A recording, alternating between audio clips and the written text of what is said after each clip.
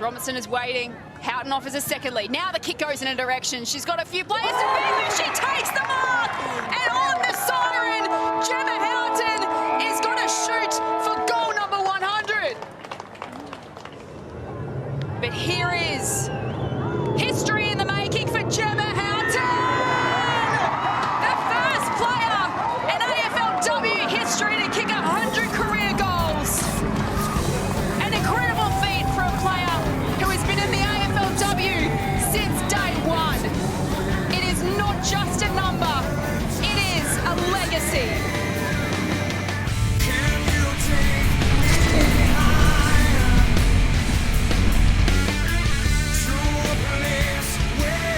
Alrighty, good evening. Welcome to the CREEDCAST. As always, my name's Dave, and we thank you for joining us every week. And sadly, it is the final week of match reviews for 2025. I can't believe we're here. It's been a long season. It's been such a fun season doing this again with Jamie, who I'll bring in a second. But we are at our last week of match reviews, as unfortunately your Port Adelaide W side did a lot of great things in the last few weeks that are going to bring us a lot of hope going forward into the future and into 2026. But unfortunately for this iteration of the side in 2025, it just wasn't enough by the smallest of margins in percentage in the end that they fall away from being a finals contender this year. But there's lots of positives to look at.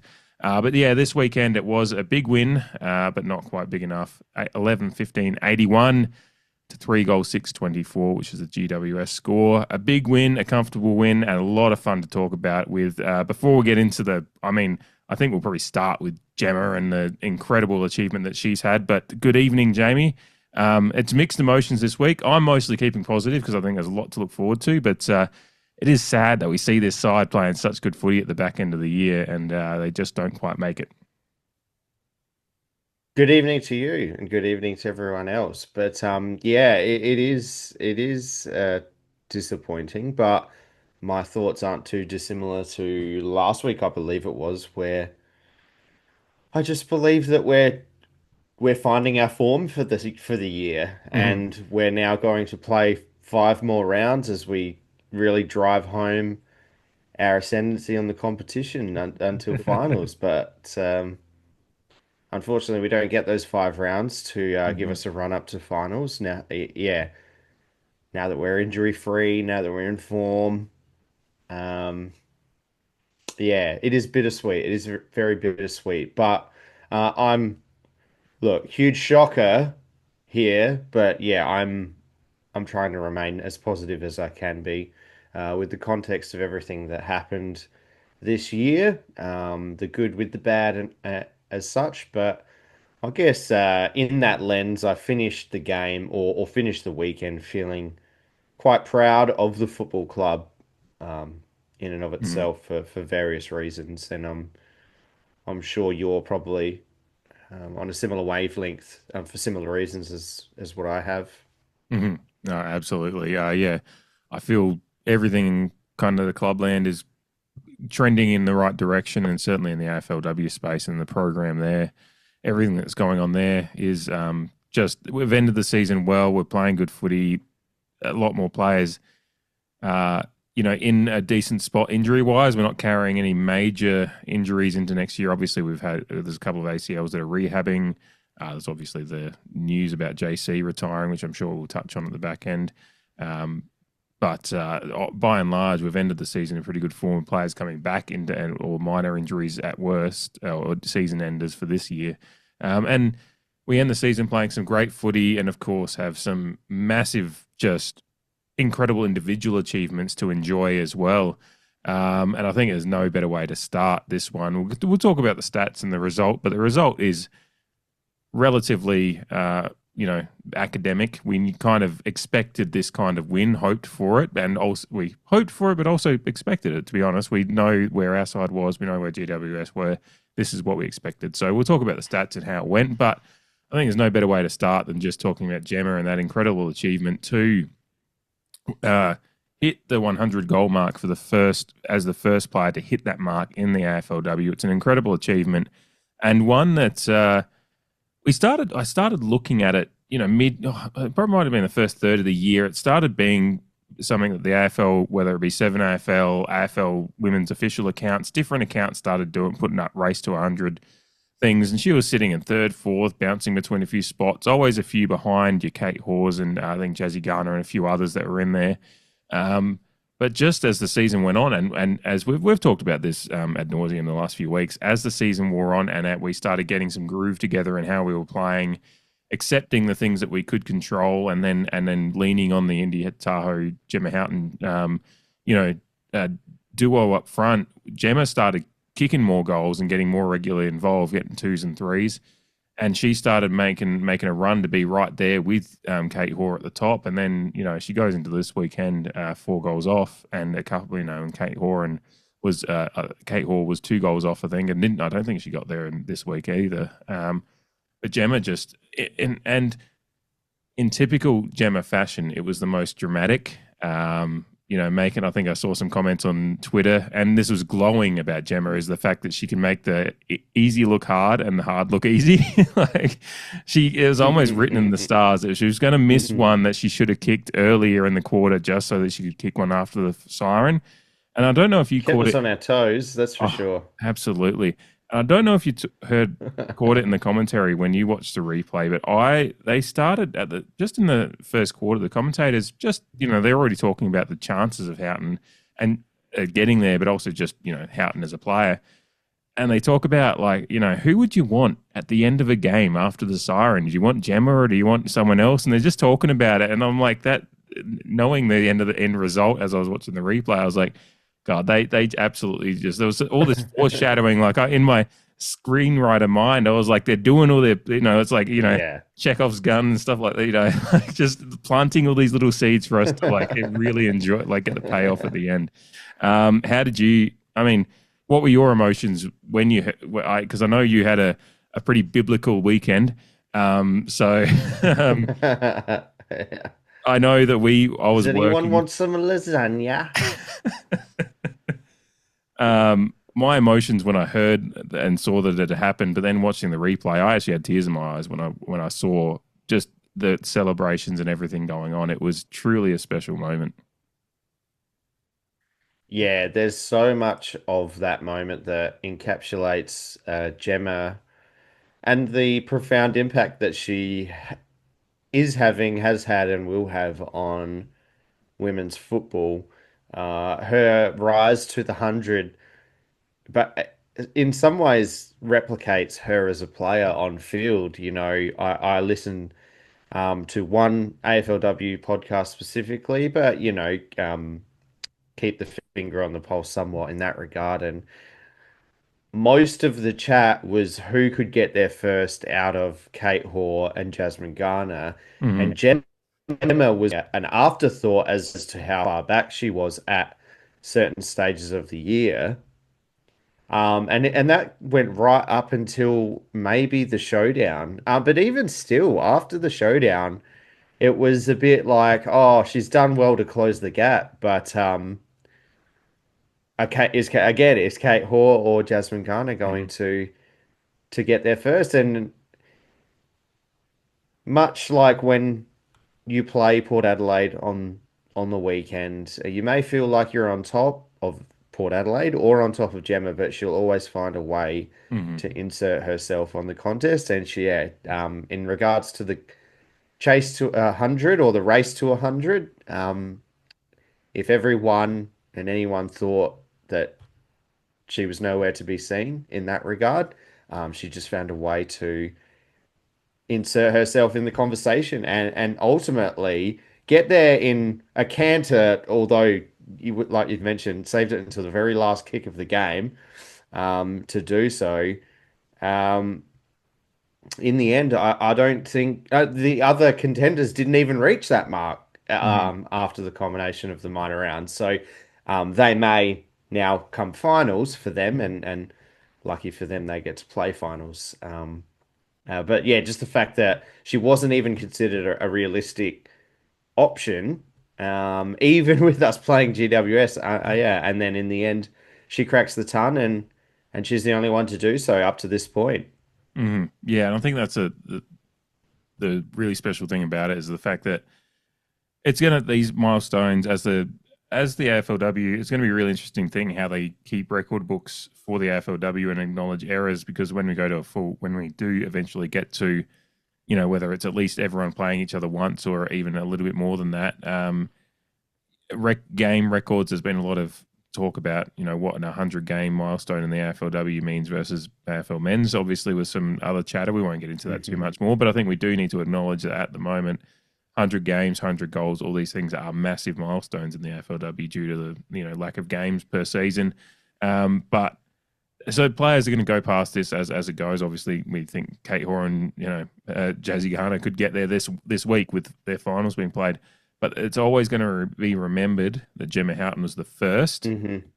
She's a player that's been there since the start. With a career at Freo, and then she's a grew up Port Adelaide fan that's come over to Port since the inception of our club, and been such a spiritual leader of the club, such a popular figure around there, and kind of a mercurial player for fans around the league. A lot of fans that you kind of take notice of on social media love Gemma Houghton. They just think she's just such a player that demands eyeballs on her when she's playing footy because she can just do the unthinkable. Like we said, she makes the hard look easy. And for her to be the first past the post at 100 goals and to do it the way she did, again, just makes it even better because that's sometimes part of the moment is how it's done. The 100 goals, whatever it would have been special, but it's even more special the fact that she took a mark with 2 seconds left on the clock. It was, Juzzy Miles-Robinson, doing a really good job of setting that play up, by the way. I mean, just a side note to that is she kind of, had the ball. Yeah. There was a little bit of, talk between them. I think Juzzy was telling her to go, and then suddenly there's a space opened up for her to lead into, and Juzzy just went, yeah, no, I'm just going to pop this one up there and see, let Gemma go to work, and Gemma went to work. I think she was also telling people not to make leads. She was kind of just like, no, clear space, clear Yeah. space. And then dropped it into the hole, like you said, for Gemma, and who ended up still having to take a contested mark. It wasn't like it was on a platter either. Uh, but yeah, pure entertainment. And again, to go back on my comments about her impact on women's footy, like you mentioned, she's a day oneer as well. Mm. Like that also has a certain level of steam now in the competition, Mm. because it's now been for 10 years.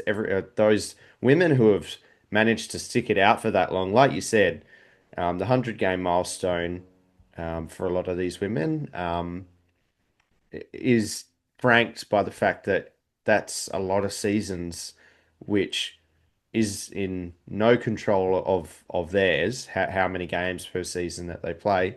But you gotta outlast a fair bit of life, and with women again, there's the extra layer of potentially missing time for pregnancy, which is Mm. also a commonality of the league, not something that men don't have to worry about. On top of injury, a high rate of ACLs, it would seem, in the women's competition, in the first 10 years, than the men's. So there's some extra layers of um, difficulty, I guess you could say, in getting through 10 years of women's football. Mm. Um, and that's why, yeah, I agree with you. They should be respected. So with Gemma, being a day oneer, starting at Fremantle, like you said, in her home state, coming to Port, like you said, but she just has a way to become, if not a mother figure, definitely a big sister, that auntie. Just she has the trust of everyone that she plays with, seemingly. Mm. Again, echoed, like you said, by the reaction of everyone, whether that was premeditated or just it came about on the spot. Just that celebration of her at the end speaks volumes of the impact that she has. And not only that, the work that she does in the community space well is second to none. Mm. There's just no better forward, I guess you could say, if we're talking about a goal kicking. There's no better person, in our minds, I'm sure, with a lot of bias, who's more deserving than her, and her impact will be felt for a long time to come. And she's still got plenty of football in her, Mm. while being one of the the elder statesman of the competition for, I guess you could say, that a lot of people look up to. Yeah. Um, I mean, speaking to that point about football left in her, I was just looking at her like career stats across since year one, and she didn't even hit double figures in a season until 2021. She had 3 goals in 2017, 0 and 18, 9 in 19, 4 and 20. She broke through for 15 in 2021 to 3-0. And then the first season, with 2022 having 2 seasons in it with the way they shifted things, she had 9 goals in her last season at 3-0. And then the 4 goals in 2022 for Port. Of course, a couple of milestone goals, which is just adds to the lore of Gemma Houghton that she's their first ever AFL goal kicker. She kicks the first one at Alberton. She kicks the clincher against GWS to get us into finals last year. She's got a lot of big goals, and then she gets the 100th in the competition. But she didn't kick more than, like, she had one season where she got beyond 10, which was 2021, and then didn't do that again until 2023 with Port, like a second year here, 16, then 17 last year, and then 23 this year. So she's essentially kicked, she's kicked 40 goals across the last 2 seasons of her 100, and then 16 the year before. Mm-hmm. But you've got 56 in the last 3 years is an incredible return. And that's better. And, who knows what she would have done in 2022 with Port had she not been injured for that a bulk of our first season. But scoring was harder to come by for us in that season as well. So, but she's just She may have shit in the 100. Sorry to cut in. She may have shit it in. There may not have been a race if she had played that whole correct. 2022 season. Yeah. Assuming that she would have had a good year, I think there was still only 10 games in 2022 rather than the 12 that we play now. But even still, that's wild to think. I'm obviously not familiar whether Kate Hoare or Jasmine Garner had, whole seasons basically off injured. That's probably poor research on the fly for mine. But yeah, it's a Port just Adelaide podcast. going by what you said. Yeah, I don't care. I don't care. Yeah, that's amazing, and yeah, think of it that way. She's really accelerated her forward craft and her career since coming over. Even though, like you said, having a bit of a booming year the year before coming over to us. Yeah. You touched on the celebration before. I wanted to ask what your thoughts on because it looked incredibly of the moment, but I feel like the fact that all of those players got down around her and started bowing. I wonder if there was a couple of leaders in the club room, so to speak, that kind of said, if this happens, there's going to be a signal, just going to, because it seemed both of the moment, but like slightly premeditated in the best possible way. Like I love that would actually make it even better to me that they actually were like, if she gets this moment, we're going to make sure there's like, she feels the moment in this way that we all get around her and make sure she's the center of attention that she deserves to be in that moment. It looked like they kind of just maybe one let it in the moment too, and then everyone else quickly, kind of went, oh yeah, no, we're doing this. But they're also the way they got down there so quickly. I was like, there's a part of me that was like, was that pre-planned? And again, that's the best possible thing if it was, because I think that shows a connection. And I don't mind a pre-planning for a moment like that either. It's just the only thing is it just sucks it wasn't at Alberton. The commentators did pose the question, was like, if this was at Alberton, would they storm the field? And I was like, absolutely, I fucking would have. Especially if it happened. That's an interesting question. Especially if it happened at the final siren, like, I feel like that's a moment we've seen so many times in AFL men's. You can imagine an Alberton crowd of 2,500, 3,000 would absolutely love to have that moment. And but I think it's so special the way it happened as well. I'm not going to, but it would have been nice. But and it's the first time I thought about it was when the commentators brought that up. I was just like, oh yeah, no, that would have been cool. But yeah, incredible moment. It's an interesting thought experiment. Yeah, sorry, it's an interesting thought experiment because like the first question about the celebration, they did allude to like acknowledging the milestone leading up to the game, but it's, team first. If Mhm. we're doing what we want to do, I guess the vibe was it'll just happen anyway. Yeah. But that we also do want to acknowledge it if it does happen. So probably like yeah, yeah, like you said, there's probably a few people who are just like, oh, this will be great, Mhm. if it happens, and we'll do this, and then yeah, just everyone jumps in on the act, bit of hive mind stuff. But would we have got that if we had it at Albert and everyone's storming the field? Probably, Yeah, probably not. They probably exactly. don't have enough time to if everyone's just running out. But like we saw with the Saka drought breaking win in the Sheffield Shield earlier this year. Um, Something about a crowd storming a field that just gets everyone buzzing. So, Mhm. excuse me, which would you prefer?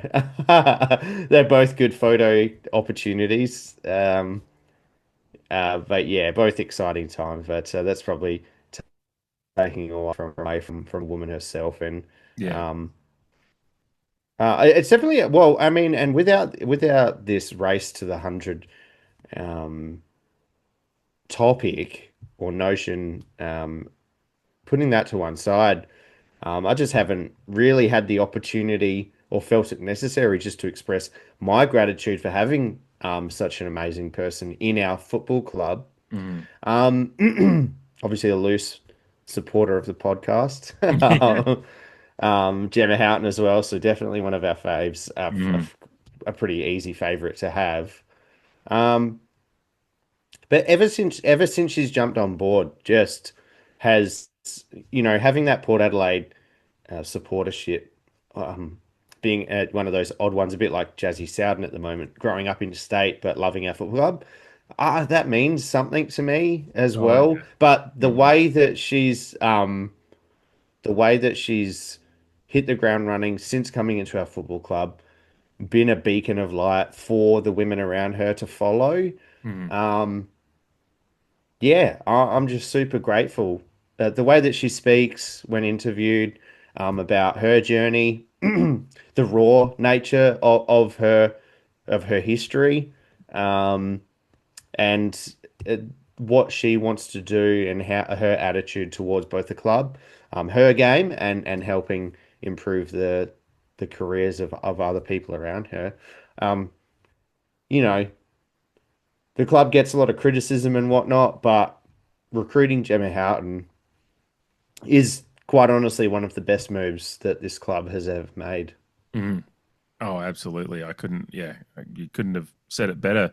It's to yeah the list build has been, we've talked about it at different times. It's such a youth focus predominantly that it's sometimes some of this the inconsistencies this year have been a part of that, but people like Gemma Houghton coming in and them focusing, like getting the likes of Gemma Houghton in, or whether it be, Aaron and co before, like the leaders that they plucked from different places. Yes, it might have been helped by the Hmm. fact that, Aaron was a SA girl and she was obviously the Port royalty. Like that's going to help bring her over. And, Gemma being a Port fan and needing it, she has talked a lot about needing the sea change at that point in her life as well. But the fact that we identify just all Yeah. these different pieces from around that can add to that leadership component of where we've been at. And, a couple of those, the Ange Foley's and Aaron's have dropped off into retirement in the last couple of years. I'll tell you, every game I've been to this year at Albert, and I've seen Ange Foley there with the South Coast in hand. So she's whether she's doing that, but Yeah, she you've could be at told me every that. She Yeah, could be at every Crows game as well. We know she's got a history at the Crows as true. well. But I know that just every game I've been to at Albert, and I've seen Ange Foley wandering around with a beer in hand, just supporting the girls. So like, there's some good post career leadership and like a real tight knit group, I think, with all these ones that have come through since the start. And Gemma's been there since the start, and she's going to be there for a while yet. I think, all things going well, knock on wood, because as we're kind of alluding to with this 100 goal things, like, and the last few years, she's gone from strength to strength. Particularly this year with the fact that she's had I was just having a look. She actually had 141 disposals in each 23-24. She's had 23 less disposals this year, but kicked 6 more goals and had, more marks. So she's been able to play probably a little bit more closer to goal with the way that we've shifted how we've been playing. Ash Woodland going up, Indy Tahau being a co-conspirator down there, I guess.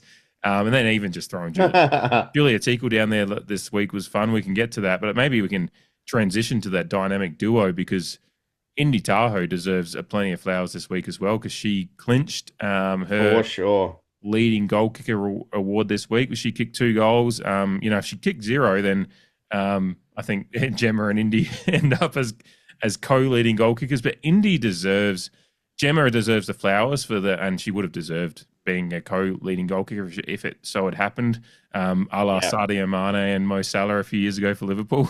It was incredible to have 2 leading goal kickers. We can talk about Liverpool again. yeah, they're winners again. I don't want to wake up at 6:30 tomorrow for the Real Madrid game though. I'm scared. Hold me. But no, back to the positives. Indy Tahau deserves, with the year she's had. And they mentioned it a couple of times in commentary, she didn't kick a goal in the first 2 games because she wasn't really a forward. So she's essentially kicked 25 goals in 10 games, which works out to a 2.5 goals a game average. Extrapolate that over a men's season, you're talking a 50-plus goal season. I was just trying to find a quick, not wanting to do the men's comparison thing, but I think it's sometimes people look at 25 goals, the people that don't actually look at the nuance of these things enough. And goes, oh, that's not that much. Like, why are they getting crazy about 25 goals? And it's just like, well, Jeremy Cameron for a lot of his career, I had a look at his years. This year he went at 3.5 goals a game because he had an incredible year. Like we know that he was, touching the 100. Yeah, of course.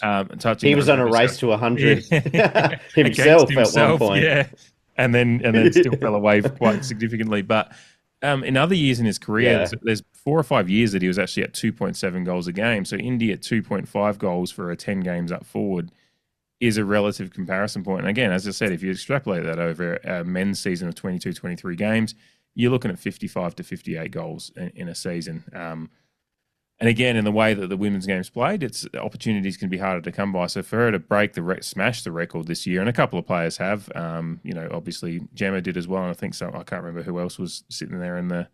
I think Talia Randall ended up on 22 goals for the year as well. So, but Indy, I think I think it's a wonderful thing for Gemma to have her moment. But then Indy gets the moment at the end of the year for the incredible year she's put together after coming back from that ACL recovery. Her first games, I feel pretty good myself. Like immediately at the preseason game, I was just like, Indy looks like she's on for a good season here. Now, did I know it was going to be down forward? No, but she looked good, strong marking, and the way that the coaching staff deserves a lot of credit, but Indy deserves a lot of credit because for her to, that's such a smart football player, and for her to put together the season she has is just an incredible thing.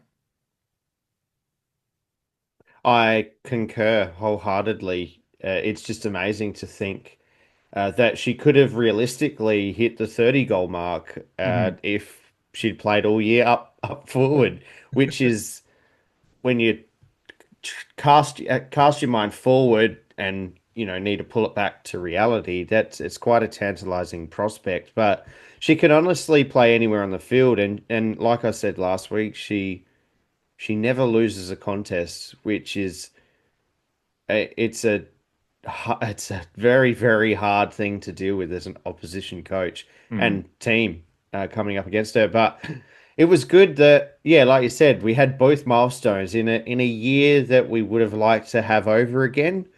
It's just 2 things to put our hat on that puts our club up in lights, I guess you could say. We're not playing finals. We'd love to play finals. I still don't know how I feel because we're all playing for second at the moment. But of course, we want to knock some other teams off just to establish where we feel we sit in the competition. But we don't get that chance. So credit to Gemma, who we've touched on, and Indy for just completely flipping the table on the competition. Just been in the wilderness due to injury and rehab. Spends a couple of games in defense while we try and get our roots in the ground in way of the season, and then goes forward and just doesn't look back at all.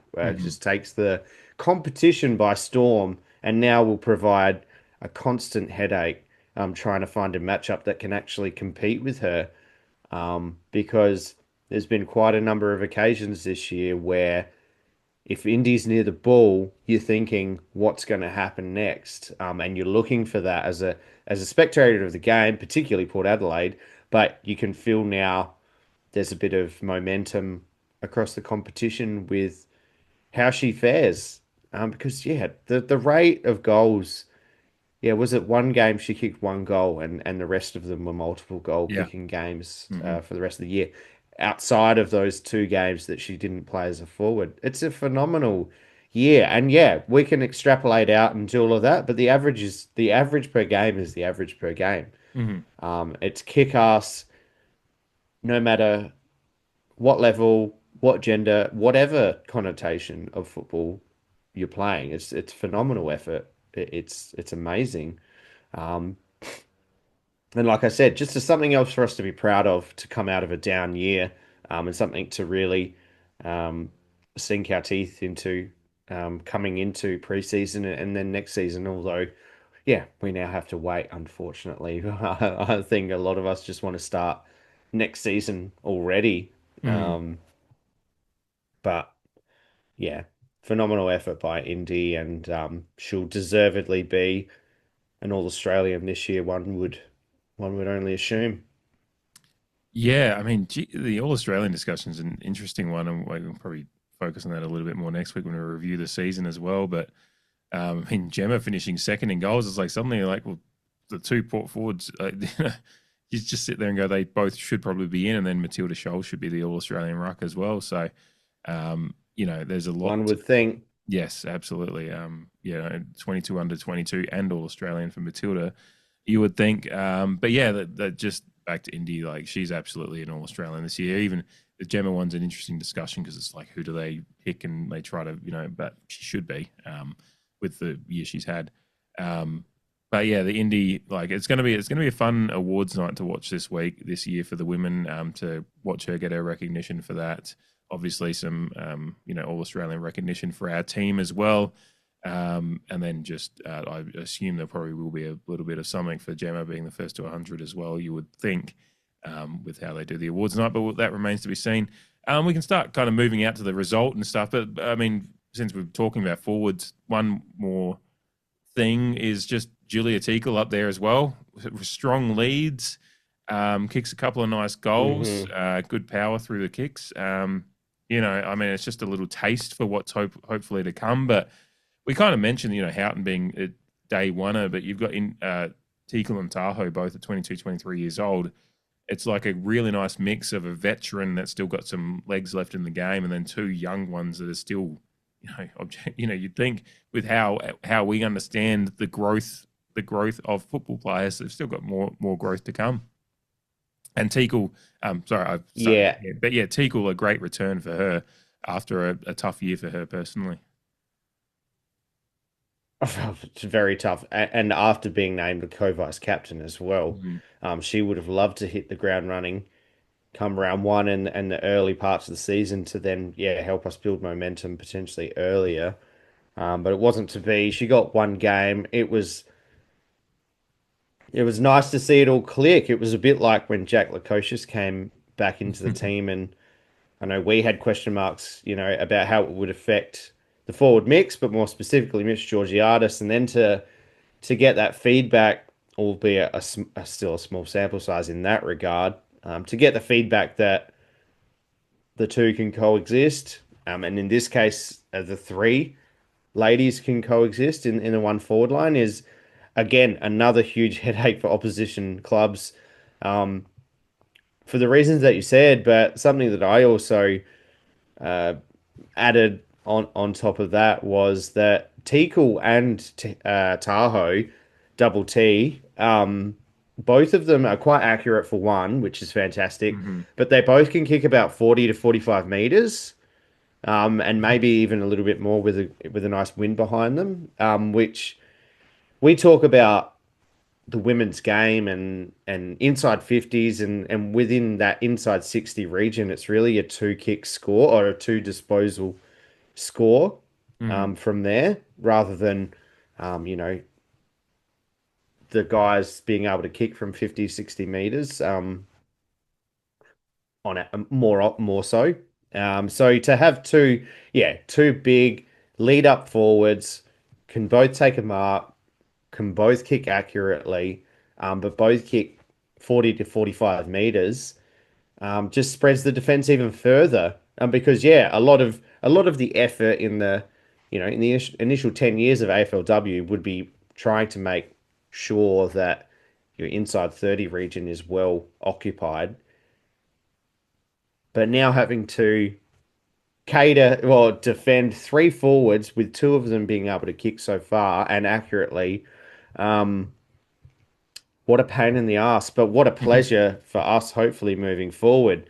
Adding Gemma back in there, who she's more than capable of a 35 to 40 meter kick. I'm pretty sure the GWS goal from last year was a fairly long kick. It was, in yeah. itself, with a bit of a breeze, somewhat. So good luck. It was all ticks, really. Seeing them all contribute at various stages. Again, it's such a tease, but something to look forward to, of course. Good box tick for Julia, just to get one out. Obviously, we had our conversation about whether she should be picked or not, and in the end, it was a good decision. And it didn't affect our fortunes really. In trying to make a finals berth. Just something that I forgot to mention as well is we focused on the machinations of what needed to happen to make finals. And the teams that we needed to win won their games, but we just couldn't make up the percentage in the end. I'm sure most of the people listening will realize that, but for anyone who didn't, the Essendon win, who played a lot of Mourinho ball by the sounds of it. I haven't actually seen the game, and why would you want to with that scoreline? But yeah, Essendon parking 12 players in the defence and just bombing it long or something like that. And Carlton getting the job done over West Coast. Like how many goals did GWS kick? 3. That's 3 too many. No, but I jest. It's us It kicking was just 11 goals, 15 as well. Like it was like 15. Yeah, I know. a lot of that was I was watching it because not watching it live, seeing the score, I was just like fuck. But then I watched. There's a lot of rushed behinds, scrambles that line. There was Ash Woodland should have had a goal in her 75th game, by the way. When she's like going for that one, they just pull her straight back off. Like she still gets a boot to her, but she could have got a far better boot to her if she hadn't been trying to be dragged off the ball. And shout out to Ash for a very good game in her 75th and a great year for her as well. Who a year or two ago she's our mate, an All Australian forward that we've brought in, and now she's a midfielder, and don't need her up forward. We've got Indy Tahau, Julia Tickle, and Gemma Houghton, but she can be a big goal scoring midfielder now. So shout out to her in her 75th. But yeah, I did look at that scoreline and go 11 goals, 15 to 3 goals, 6. Like, what I wasn't going to sit down and try and do the math of what it would have required, but I don't know if it flips to 15-11 and maybe they get it. Like, I don't know what we would have needed, but it's all. I think we made up 10%. Yeah, I thought in the end, I think we were 95 leading in and ended up at 105. Yeah, and I know Crows. I think ended up. So it would have been. I think we would have been West Coast out, wouldn't it? Or I'm trying to think what the ladder looks like.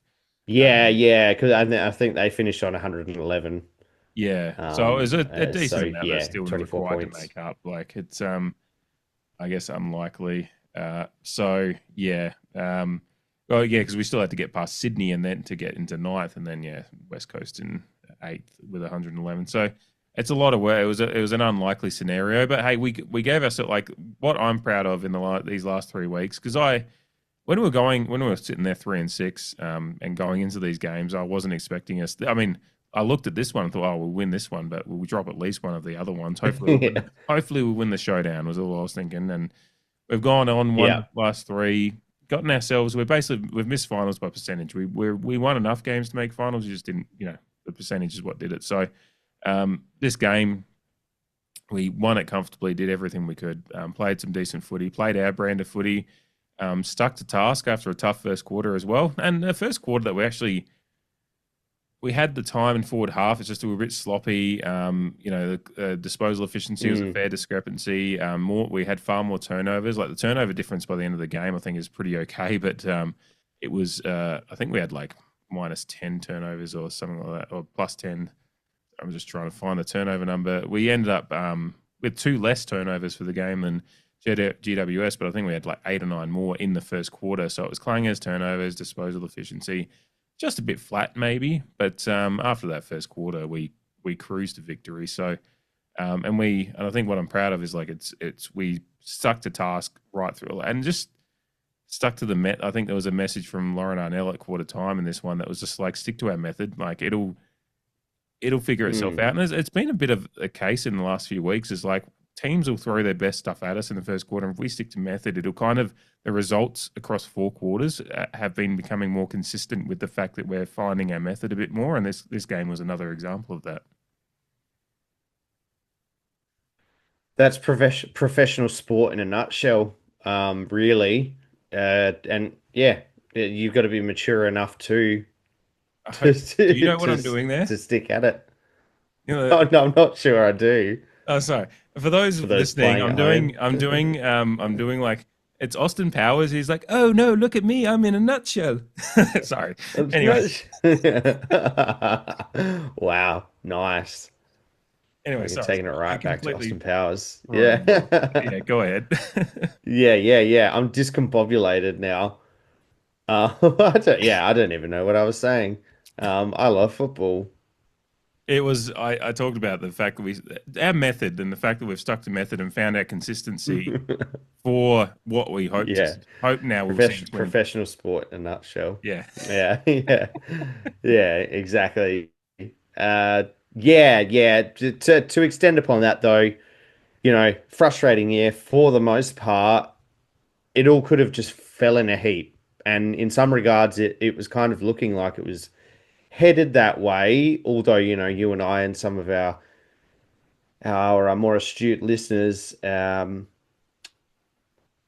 understand there's some reasons behind it. There were some positives to come out of some of those dull periods, but at the end of the day, we just weren't piecing it all together. Piecing, not pissing. Piecing it all together to clarify that. But yeah, they stuck to task and they played out the season as well as they possibly could have.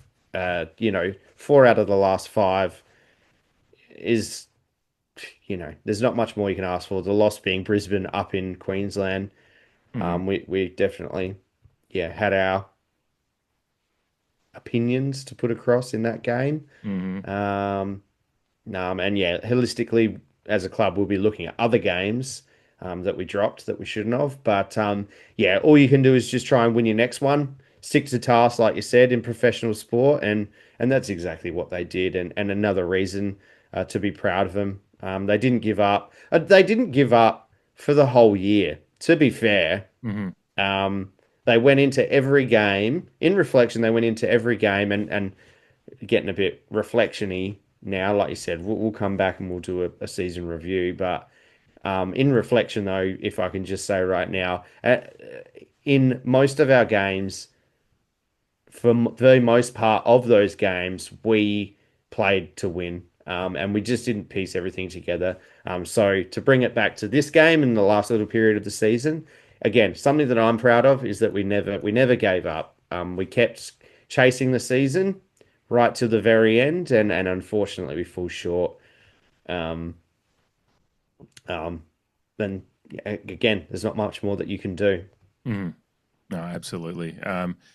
And I think that we've started seeing some of these these stats areas that we're getting better in, and it was great to see us win absolutely smash the contested ball in this game by like 40. God, I'm doing a quick math here. 46 plus 46 in contested possession.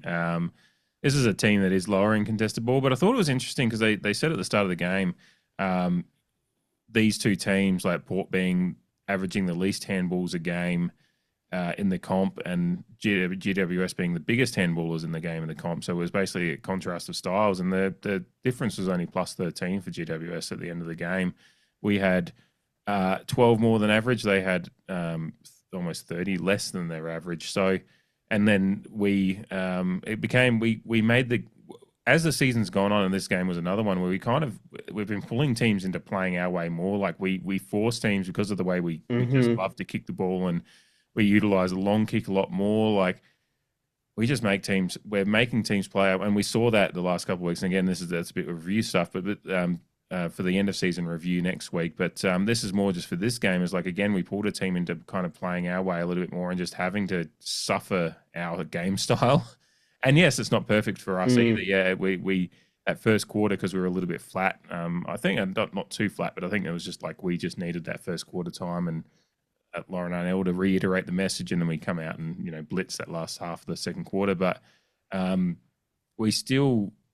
game was still just it was our style, and GWS kind of threw their best punch early, but that was it. And our disposal efficiency still isn't great for the game. They were plus 10 in disposal efficiency, or almost plus 11, but a lot of that is back half their handballs. Like they string a few handballs together. Those are efficient. Like we live and die by the sword of the long kick, and if we go at 56% or more or whatever, we generally are playing an okay game, and it's reliant on the fact that we win or mitigate the turnover battle, and we've done that against good sides in the last couple of weeks, and we did that again this week. After the first quarter, we completely flipped the script, and we're plus 10 in minus 10 in turnovers for the rest of the game after the first quarter, and so we tighten those areas, and then a game style just in this game, against a lesser opposition. And that's the other thing is, like, we've had some good wins against good opposition the last couple of weeks, but then this game was our first game against a true bottom four side since we played Gold Coast, and it was a chance to go,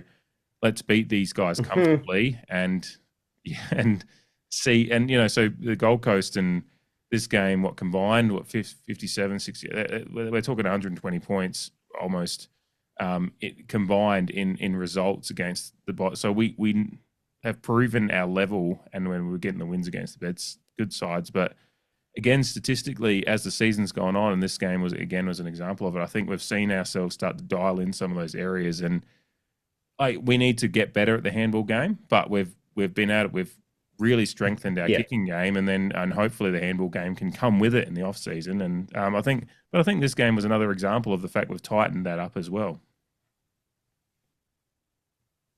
Yeah, I totally agree. And the point you made about forcing teams to play our way is a good one. It's not something that I'd kind of thought about in my mind to describe the gameplay of what's happened recently. And but we have. And that's off the back of a couple of other points that you made, is what we've wanted to do and what we wanted to do well has clicked in the last, say, 5 to 6 weeks of the season. And then it's allowed us to, mitigate some of the deficiencies that we have and force the opposition into a bit of a contested and pressure game football, see how they react. And we've been much more adept in dealing with pressure the other way, setting up for a team trying to replicate what we're doing. Because, like you said, we've got our long kicking game done. Funnily enough, we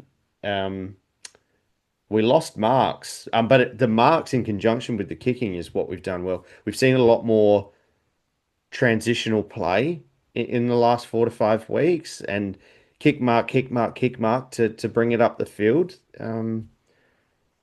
So it is a big off season. I agree. Yeah, if we could fix up our handballs, it would just add another dimension to our gameplay.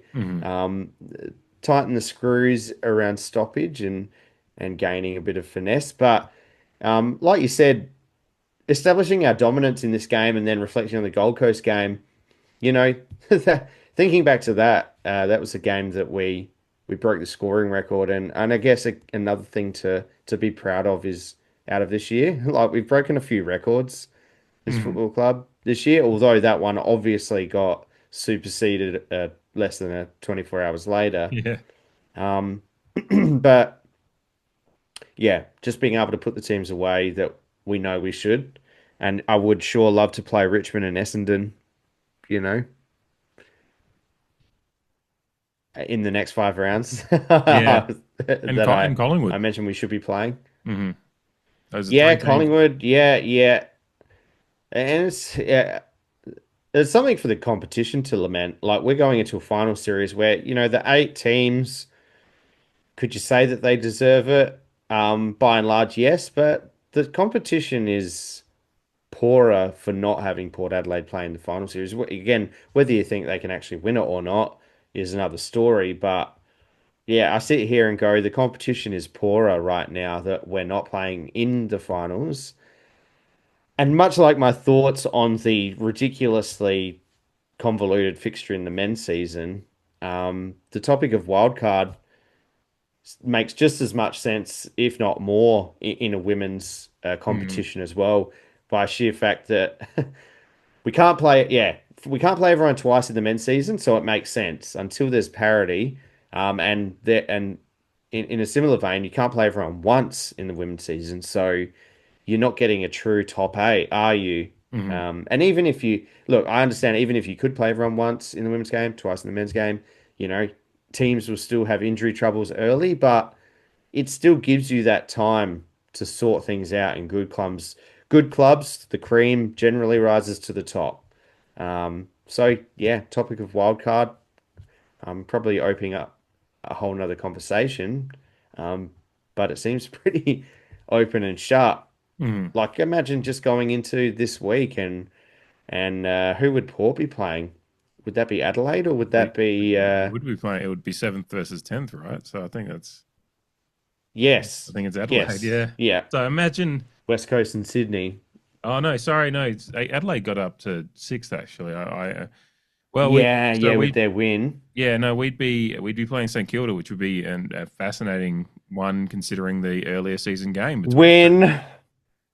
Yeah, I mean you have to sit there and go with the way we've improved since then, and St Kilda riding just a 10-minute wave of chaos that ensued in that win. And again, you deserve, if you get past at the end, then you deserve the win. But and we let that one slip. But yeah, I'd be sitting there thinking we should be winning that, and because we've only gotten much better since that game, 6 weeks ago now, whatever it was, and yeah, Sydney West Coast would be a really fascinating one as well. I know Chloe Malloy was injured and was out for the season from last week, so Yes. that's a big loss. So Sydney might have fallen away a little bit there back end of the year, but Mm. again, they still would have, West Forgetting Coast. Sydney though, sorry. Even if we were Knights playing West Coast, um, the thought process is that I think we'd go in fairly confident Mhm, of beating anyone particularly in the bottom half of the eight. So yeah, the competition is poorer. mhm. Yeah, you talk about trying to promote the women's game as well. Um, like Imagine, yeah, Paul going having into another having a week showpiece with weekend. yeah, you're a leading goal kicker in the league. You got Gemma Houghton just haven't got to 100. You've got Matilda Scholes, the unicorn. Like, Yeah. there's so many a market. And We've she got. did get described as such in She did, commentary. yeah, an enigma or a Matilda the unicorn, I think unicorn. it was. Yeah, Yeah. yeah. So yeah, it is unfortunate, but at least all of our players wrap them up in cotton wool for a little while and get them set for next year. And another Yeah. year older for the young stars in particular will be uh, just so important and wonderful to see. Speaking of a young player, Jasmine Evans impressed me with in particular like 3 daggers of kicks. She had a great The kick coming out. touch, yeah, it was the touch Yeah, she that made her stand out yeah in um, very few moments, yeah. I don't even know how many kicks she admittedly. had, but I know there was 3 that I She had 5 kicks out of noticed. 8 disposals. Yeah, and it says 50% disposal efficiency, which well, I guess maybe she, the other ones, but the 3 kicks there was a kick outside from out of defensive 50 that was really good, and then she set Teakle up for her first with a dagger in there that just was only markable by Teakle with the way she led, and then she set Gemma up for what should have been maybe the 100th goal about 5 or 6 minutes out from the end of the game. But hey, we're all happy with how it worked out in the end. But yeah, some great kicks and just I wanted to just spotlight her for a moment to bring back the men's season a little bit. But I was just really impressed with a few kicks she had in this one. Yeah, just good to see some of these younger players that aren't getting too much of the ball, but doing a lot with the moments they Mm. get. Yeah, I think that's fair because I knew exactly what you were talking about when you brought her up. Hmm. And that's it's the funny twilight zone, for want of a better term, that we find ourselves in the competition at the moment is that the young players coming through are some of the most skillful and better players in some regards than some others in the competition, Hmm. um, having grown up in a pathway and yeah, now it's just a matter of maturing as women. They're very talented, but they are just very young women at the moment. So yeah, you're seeing little bits and pieces like that, and you extrapolate it out to think, how good they'll be with another preseason and maybe a bit more game time um, and what that could mean for your club. But yeah, the touch that some of these young women have when they come into the game, and we saw it last year with Sinead Goody, of course, as well, that sets them apart from some other players in the competition and some that haven't come in with that pathway, which we've spoken a few times about before. But yeah, good shout out from you. Hmm. One more moment I just wanted to talk about because she won't be in my votes, but I just wanted to talk about this. But Ebony O'Day, who I continue to I've talked about in the last few weeks, I think has had a really good second half of the year.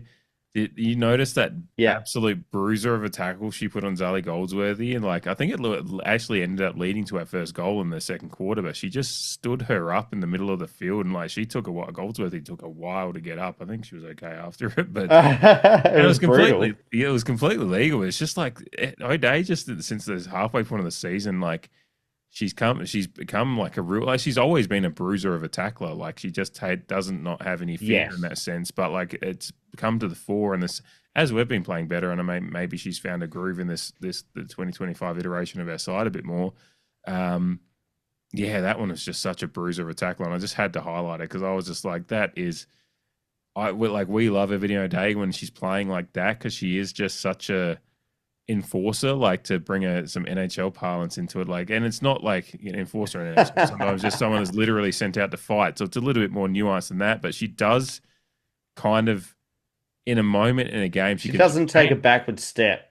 and it can like I can't imagine what like if you're a teammate of Ebbs out there and you see her do that, you're like, fuck yeah, like let's go. Like that just would have to put some like just pep in your step and like a little bit of like, okay, Ebony O'Day's laying down, like literally laying down the law with like by laying players down in fair, like truly fairly as she was doing. But Mm. the amount of times I've seen a player this year, and in particular in the second half of the season, get up off, well, not get up off the floor for a couple of minutes after an Ebony O'Day tackle, and they get up and they're fine. But it's just like she must just her core strength her upper but like just must just throw so much force to because she's not a huge player, but she just must be so in Yeah. tune with her It's ability. that Barossa just hard edge to her. It is, Just yeah. When you grow she's up, when you just grow up rural for drinking full rural body enough. Shiraz Yeah. since you're 4 years old, like you just Yeah. Yeah. It's like a young Italian. Yeah, just got wine at the table in a Mhm. sippy cup. Um, yeah. Wine's not an adult drink. It's just an everyone drink from Yeah. up there. It is. It's a very French thing up here. It's just like everyone is just drinking wine since you're four. Just Um, drinking some wine. yeah. Yeah. But I love that, and I think it did lead to our first goal, and it like we were in the ascendancy anyway, but it kind of like sometimes you still need those little moments in games to just really set the tone, I guess. And I was really really pleased with Ebbs there, and just in general, just her game in the second half of the year, which we'll talk about a few of the players a bit more in across their seasons next week when we review the season. But I just had to highlight that tackle because it made me feel things. And I love Ebony O'Day when she's out Hmm. playing like Hmm. that. She is a bit of a kind of a barometer and a different sense to how we talk about Gemma Yeah. Houghton, because Yeah. when she's playing like I that, can see we're it. Yeah. playing some decent footy, I think, usually. So yeah, love And that stuff. we don't look to Ebbs for finesse Hmm. or just elite skills, we, and I'm talking about two nuffies on a podcast, look for her to impact the contest in such a Mm, fashion, whether it be a hard tackle, just a no backward step attack on the football, with reckless abandon, dishing it out to the players that we expect to use it more effectively and cleanly. hmm Uh, so barometer in a different regard is a great call from a defensive point of view and a contested mongrel aspect of how we want to play, and again in our DNA, which a word we haven't actually brought up much recently because we haven't been lamenting not tapping into our DNA. We have been tapping into our DNA. hmm So I'm really getting the DNAs out there, not to be mistaken with DMAs. Fantastic Australian band, but yeah, we look to her for those things, and hmm it's even better when she's doing those things and getting some disposals away and impacting on other aspects of the game. But mm her in her lane is entertaining enough for mine. Yeah. And yeah, and that moment wasn't any exception to it, and the way that she played out the rest of the game as well. hmm Absolutely. Yeah, no, I'm really, really pleased to see her kind of find a groove in the second half of the season, which again, we'll talk about the season in its entirety next week. But another moment to highlight. Is there anything else in particular with this game before we get to the votes? Because I know we'll talk about a few players a little bit more that maybe some people are probably expecting us to. But as per usual, we leave a few players to the votes. But if you have anything else on the game in particular, I'm looking through and as I said at the start, it was an academic result. In the result, it was more about the moments. Yeah. Yeah. No, I mean we could do a few honorable mentions on the back end of the votes, I guess, if we don't Mhm. cover anyone. But let's get into it because I'm keen to chat about some of the top end. Yeah, yeah, no, absolutely. Let's hit that sting. Now it's time for the CREEDCAST Player of the Year voting. Oh, it's the last time of the year. Well, actually, no, I'll play it again next week when we announce the full year, the Player of the Year when we get to it next week. So yeah, no, you will get to hear it one more time. I'm sorry. We'll Don't leave be on. sorry. Yeah, I know Jamie loves it. So I will not do any I honorable. love it with how uncomfortable it makes you. So yeah, it's always entertaining. Yeah, yeah. I'm getting used to it, but the first few weeks was a little bit of cringe when it was like listening to nails on a chalkboard, which is often how I feel when I listen back to my voice. But It's like the um, first time you hear yourself on recording. It's like, yeah, do I sound like that? yeah, the early days of me doing Turn it off. Turn it off. yeah, Yeah.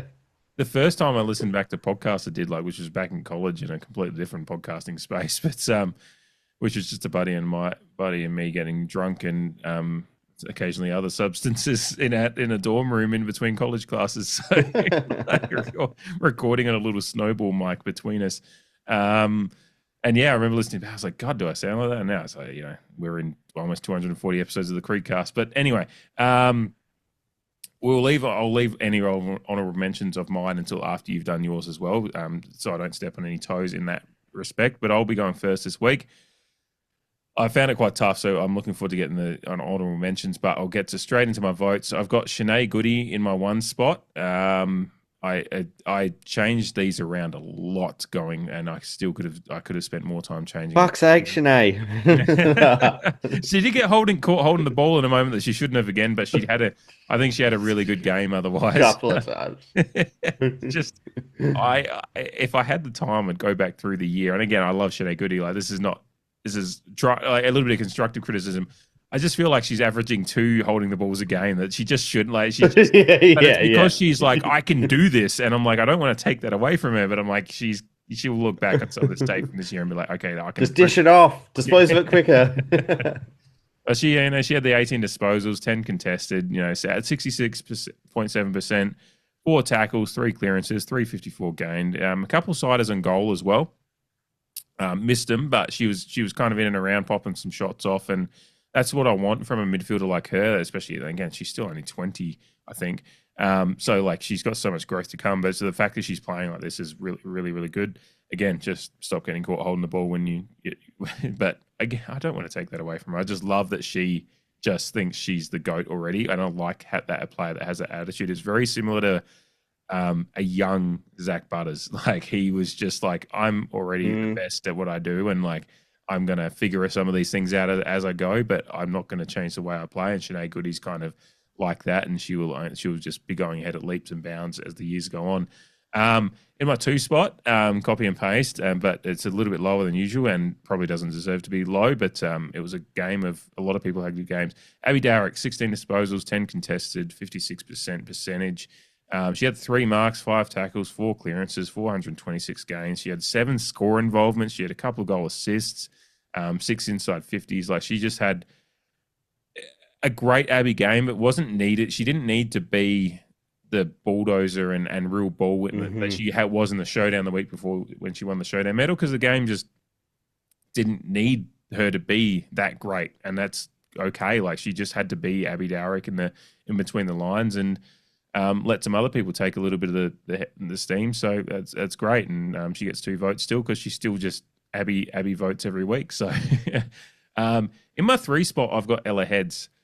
She only had the 14 disposals. She had the 6 marks, 4 tackles. She had a goal and should have had another with just this incredible like snatch and gather and run. And she kind of just had done all this incredible work that would have been almost a goal of the year highlight, but then she kind of fluffed the goal. And it's just, but she just is continually impressing me with how calm and composed and elite she is with the ball, with how her game awareness, her intelligence for the game and spacing and all those things. And for a player that is one of our players that's up for the 22 under 22 side, it's just incredible that she's that. Like, I think it was only halfway through this year I really clocked that she's still that young, because I just thought a player that's come across and how well she plays, I was like, she's 24, 25, but she's still just so young. So, and she had 8 intercepts in this game as well. So she kind of did a bit at all ends of the field, and because there was a moment where I think not long after she kicked the goal, and she was right down. There was a defensive moment that she was right involved in clearing the ball, and it's just like she's just everywhere. She's Ella everywhere. So I'm really impressed with her first year in our colours, and long may it continue. 4 votes, 4 votes, 4 goals, 100 goals in her career. Gemma Houghton, maybe a surprise I didn't get her in the 5 spot, but I had to get another one in the 5 spot, but. Gemma Houghton, I just, we've talked about her enough. Well, actually, no, we haven't. We could never talk about her enough. But she had the 4 goals, 9 score involvements, and most importantly, she's got 100 goals in her career. She is the Jet. She is the GOAT. She is our leader. She is an incredible human being and an even more incredible player. We love Gemma Houghton. She is woman. She's got the power. A great goal song as well, by the way, whenever she scores at Albon. So, love that. Just refresh my memory. I've got the power, like the power, whatever that is. That just called the power? Oh, yeah, right, of course. Yeah. Sorry to those listening. For me, I have a terrible singing voice, so I've got the power. By the way, side note, I don't think I've brought it up before, but Ella Bogue's goal song being Umbrella by Rihanna, because it's got the Ella AA like on it, which is I fucking love it. Nice. Because she kicked those couple against the Dogs, I think, and it was the first time I'd heard it before. It was only the first time I clocked it as a little bit of a inside, similar to, I mean, she's a Crows player, but having Grace Kelly as her goal song, I thought was cool. Having Grace Kelly, that's elite areas. Yeah, no, love that. But yeah, Ella Bogues is Umbrella, which is great. Anyway, back to Gemma, 4 votes for her, but my 5 votes I had to give to Matilda Scholes. Her first half in particular, when she kind of took over, and when she's the one that kind of has a really great little individual moment of brilliance where she gathers the ball on the half forward flank, cuts inside, breaks some ankles, and then puts the ball inside for Indy Tahau. I think it was Indy, to kick that first goal of the game. And, just had the 18 disposals, 8 contested, 61%. She had the 20 hitouts and just dominated because she had no real opposition. 568 gained, 10 score involvements, 11 inside 50s. Like, and she does not kicking goals herself. So that's all just she's getting involved in the link up play and all that stuff, and that's just elite areas. Like um, yeah, she should be the All Australian ruck, and it's not just because she's doing ruck work; it's because she's being a fucking midfielder and goal. Like she's doing things that no one else does, and that's why she's the unicorn, and that's why she gets 5 votes from me this week. I know I haven't got her to 5 votes nearly as much this year, and I almost gave Gemma 5 votes just for the four, but I was just like 4 goals, 4 votes. Kind of got some like some stuff there, but and Matilda absolutely deserves to be named best on field as well. I think for a game that she did a lot of stuff as she does every week. Yeah, yeah. Good call from you. Good call. Um, so some similarities, some differences. Um, as always. I actually had Abby Derrick as an honorable mention, funnily enough. It goes to show the breadth of contributors we had in this game in particular. Quite Mhm. unlucky, but obviously wanted to give some flowers to some other people. My one vote also went to Shanae Goody. A nice return to the disposals column. She's been a bit up and down for various reasons. I think she's been getting jobs as well, and perhaps unbeknownst to us, other teams are putting in a fair bit of work on her. But there'll be some games where she has less than 10, and you think, wow, It's did happened a that couple really of happen? it's happened a couple of times this year, and I think we've commented on it. Like, Yeah. get her in more, but Yeah, yeah. yeah, yeah. And it's been a year of fuck yes, Arch, for Sachi Simon, and fuck's sake, Sinead Goody, for the reasons we discussed before, but it just, yeah, popped into my mind, as we were talking. But yeah, a good return to form game, with the holding the balls aside, for the reasons that you said. I actually put Ash Woodland in the two Mhm. votes. I thought, again, in a 75th game, she just has an ability to impose herself, which is standing out to me. Again, Abby Derrick's probably a bit unlucky.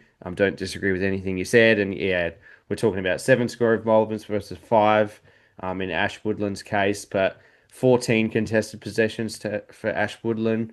Disposal efficiency is a bit lower. We're probably splitting hairs, to be honest, with these bottom end of votes, but there was a moment in the game. You talk about good moments, Ebony O'Day and that tackle. There was that bump that Ash Woodland laid, and I can't remember the GWS player, but absolutely just nudged her off her fucking kilter, Mhm. um, and to pick up the ball on, I think it was the back flank, just lined her up, executed the perfect bump. It was like, it wasn't even hip and shoulder, it was hip on hip. Um, Upended the GWS player, picked up the ball, aimed to handball it, but I think another GWS player was closing the space fairly well. So it didn't get to finish off as wonderful as it started, but a great moment for her as well. Another all-round game, for Ash. A couple of clearances, seven inside 50s, which she's really um, put up in lights recently. A lot of inside 50s. Again, a lot of kicks for Ash as well. Like Mhm. I mentioned in my voice note on Thursday, which lends itself to kicking inside 50 when you're in the midfield. Um, for one percenters as well, which would go to show some of the groundwork that she's doing. Mhm. Um, Clicks for her, flicks for her for a 75th game.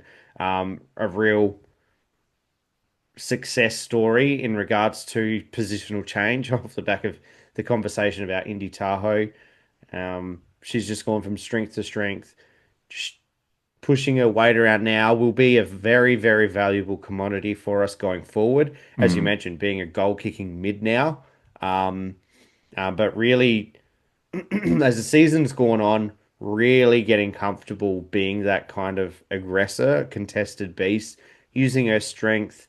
I think for her, now that she is a full-time mid, just getting working on her finesse and just some of the handball options that she could probably use in opposition to just blindly kicking it at stages. Mhm. She has a tendency to kick it straight into the back of someone like a meter and a half, 2 meters away at the moment. So 21 disposals. So yeah, for large parts of the first half of the season, we were crying out for players to cross that 20 disposal threshold because every other club's doing it and has players doing it. And it's something that she's regularly been doing, particularly in the second half of the year. Hmm. So credit to her, Ash Woodland. My 3 votes goes to Gemma. 4 goals, 100 game milestone. Yeah, just the barometer. A fantastic game for her and a fantastic highlight on her career so far. Something to cherish um, uh, for all the reasons that you said as well. For mine, though, as far as I was concerned, um, Matilda Schultz was the best on ground from the get-go, and for mine, Ella Heads was the second best on ground from the get-go. Um, Two players that were everywhere in my opinion. Matilda Hmm. Schultz, obviously more so. It was literally from the get-go, the first ball up, and she took it out of the ruck and drove it forward. And that Hmm. basically summed up how her game was going to go. But Ella Heads, just Ella everywhere, as you've rightfully called her throughout the season. Um, a well-balanced statistical sheet, as always.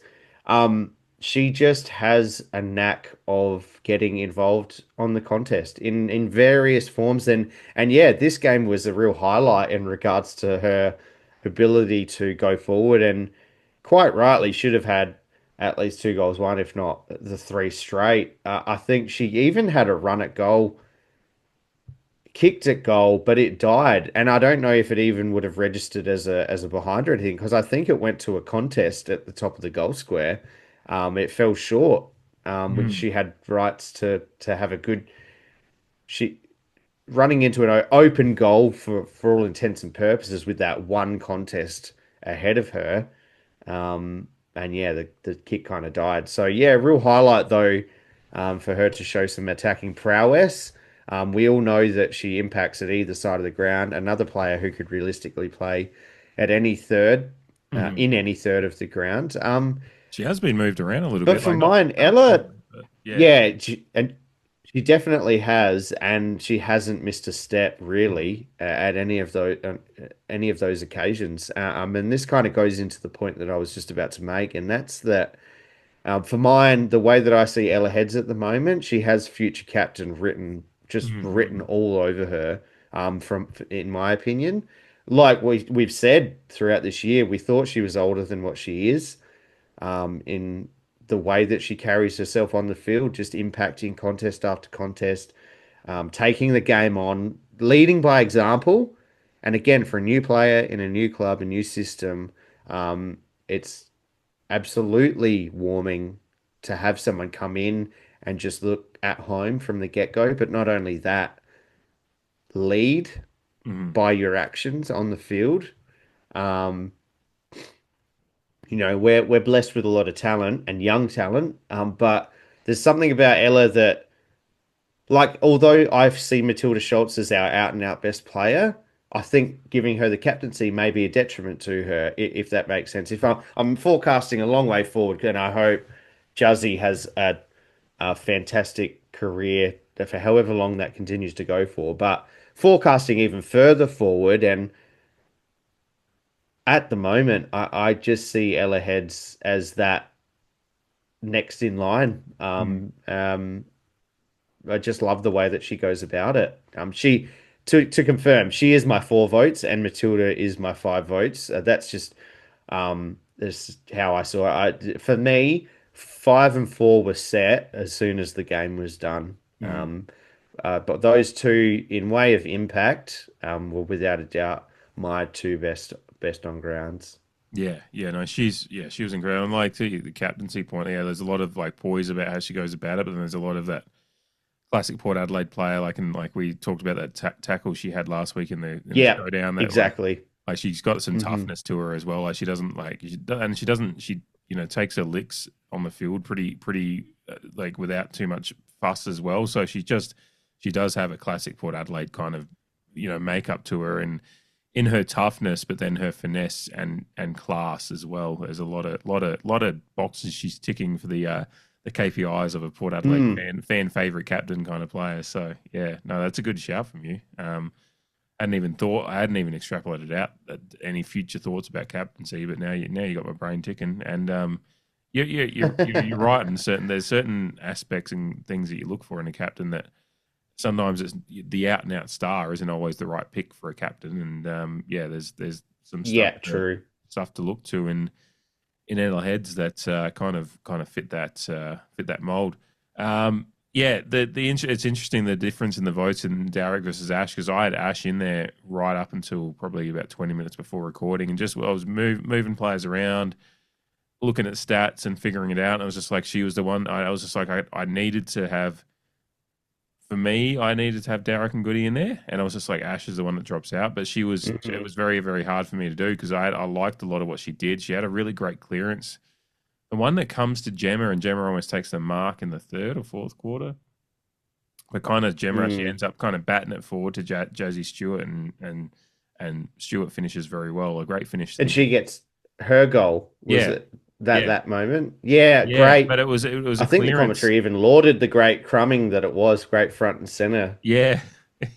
True front and center from Jazzy Stewart. Great. And it almost looked like as Gemma was like gonna miss the mark, that she actually recognized it was a chance to just push the ball down to Jazzy. Like it was just like it's probably maybe put some mayo on it when she did drop it.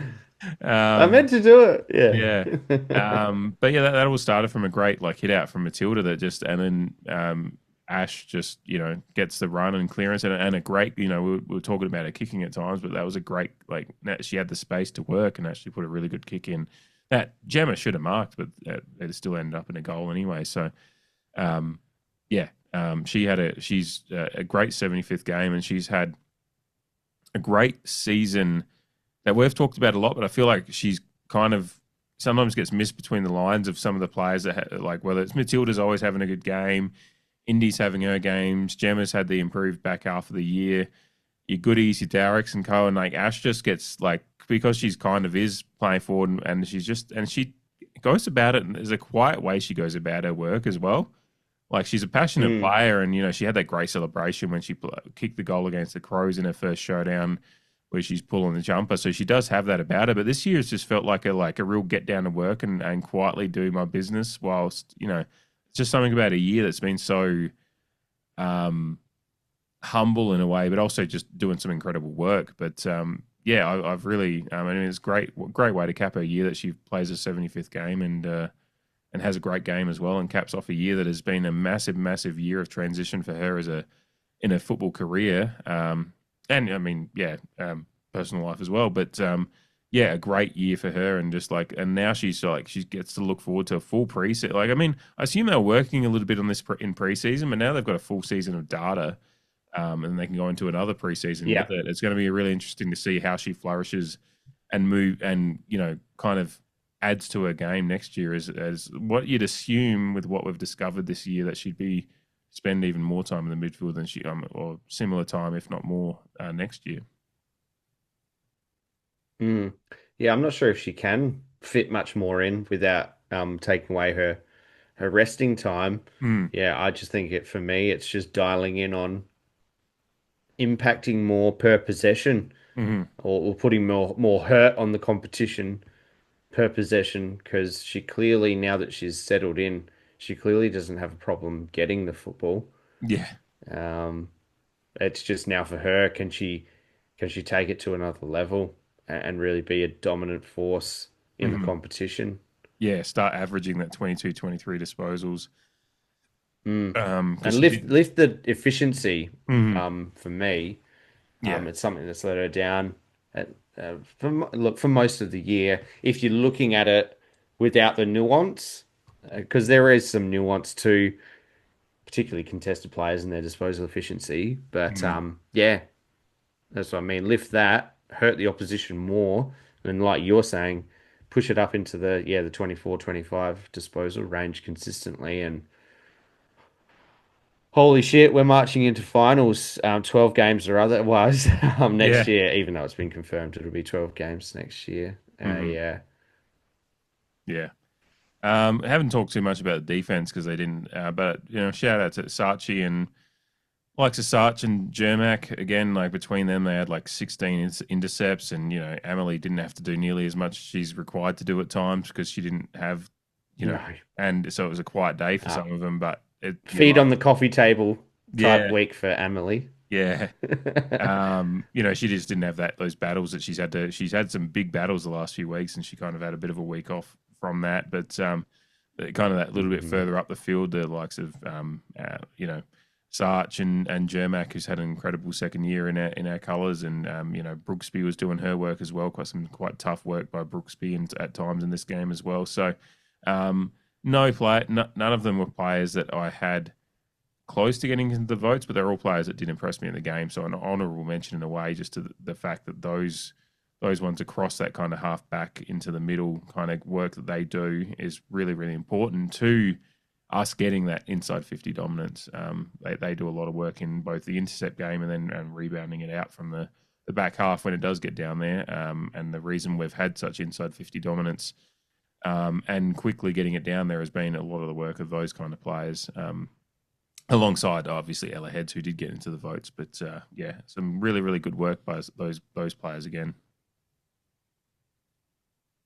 Yeah, I agree that particularly Sachi and Tegan had some very characteristic moments in the game, Mm-hmm. whether it be Tegan Jermak's explosion from a contest, just her willingness to take the game on, similar to Ella Heads in that regard. It's real characteristic of her game that she's developed over this year.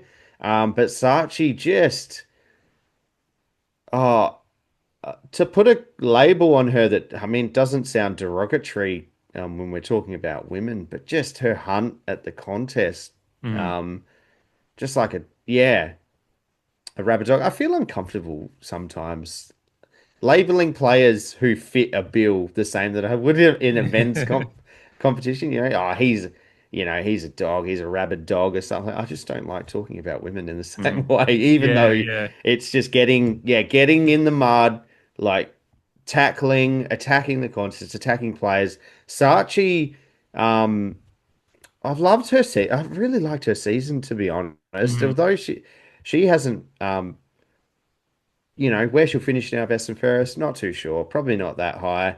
Probably mid pack, but she's such a fit, strong young lady. Already been spoken about as a young leader in her own right from people at the club. Mm-hmm. Just her attack on ground ball and contest, and then her willingness also to take the game on, look for options, look for 45s when we're trying to generate disposal chains. Yeah, just really appreciated some of those aspects of her game. And then when we're talking about the defense and those two specifically, they didn't have a lot to do this game, thankfully, but still managed to bring their characteristics to the contest, which I appreciated. Mm-hmm. Yeah, yeah, absolutely. That's it. It was the characteristics of their game that have helped our overall game plan improve as the years gone on, which is wonderful to kind of reflect on, and we'll certainly do a lot more reflecting on that kind of stuff. This time next week when we do a full spectrum season review for the women, because as we close this one off for this week, it is our last review of the year. So unfortunately, we won't be doing any more match reviews. The season is done for men, women, and everyone involved at the Port Adelaide Football Club. There is no more matches to play this year. Sucks, but also there's a lot of fun stuff to reflect on when we get to it next week. Now, Jamie, before we do close off, I'll give you, if there's anything else from this match you wanted to mention, go for it. But otherwise, I am very much looking forward to doing our season review when we get to it next week. Yeah. No, nothing else from me. Like you've mentioned, we'll discuss players, the season, and all the bits and pieces in between in a bit more depth next week, or things that we didn't touch on tonight. So, nah, as usual, appreciative of you, appreciative of everyone listening and sticking around for the women's season, battling footy fatigue as we do, and as we draw into another Australian cricket summer. It's been great to talk about it, to discuss a season. We'd love for it to be going a bit longer, but it's not to be.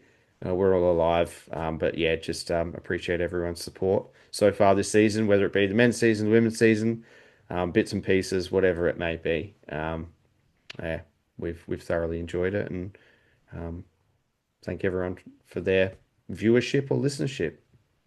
Yeah, no, absolutely. I absolutely 100% concur with those sentiments. It's really, really fun that there's it's a small fan base, but there's a lot of people that regularly connect and enjoy the content, enjoy the show, and it makes it. I mean, Jamie and I are just two nuffies that love getting together and chatting footy anyway. So we just record it every week and put it out there for you. But we do put some work into making sure there's a bit of a structure for it. So massively appreciate everyone that joins us, and we certainly have a few more episodes to go this year. But we'll have as I said, full spectrum season review for the women next week, and then it might get to a little bit more needs based on draft, other news events as it may be. So. Thank you all for joining us. If you happen to drop off after this one or the review next week, then we really, really appreciate the support in 2025, and we're looking forward to a big 2026 because there's a lot of exciting stuff coming in 2026. So, nothing more to say. Kind of pair. And a pair. And a pair.